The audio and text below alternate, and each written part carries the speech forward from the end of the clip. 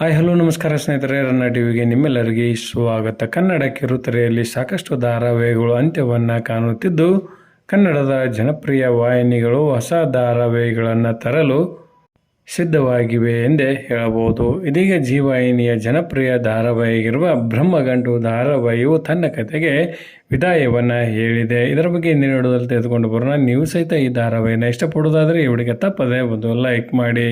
G ವಾಹಿನಿಯಲ್ಲಿ ಪ್ರಸಾರವಾಗುತ್ತಿರುವ ಜನಪ್ರಿಯ ಧಾರಾವಾಹಿಯಾಗಿರುವ ಬ್ರಹ್ಮಗಂಟು ಧಾರಾವಾಹಿಯು ಸದ್ಯ ಜಿ ವಾಹಿನಿಯಲ್ಲಿ ರಾತ್ರಿ 10 ಗಂಟೆಗೆ ಪ್ರಸಾರವಾಗುತ್ತಿದ್ದು, ಸಾಕಷ್ಟು ಪ್ರೇಕ್ಷಕರನ್ನು ಇದು ಗಳಿಸಿಕೊಂಡಿತ್ತು.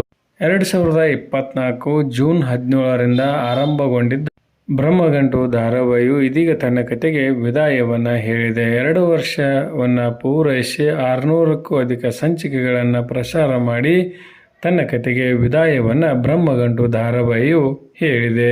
ಜಿ ವಾಹಿನಿಯಲ್ಲಿ ಜಗದ್ದಾತ್ರಿ ಎಂಬ ಧಾರಾವಾಹಿಯು ಬರುತ್ತಿರುವ ಕಾರಣಕ್ಕಾಗಿ ಕೆಲವು ಧಾರಾವಾಹಿಗಳನ್ನು ಅಂತ್ಯಗೊಳಿಸುವುದು ವಾಹಿನಿಗೆ ಅನಿವಾರ್ಯವಾಯಿತು.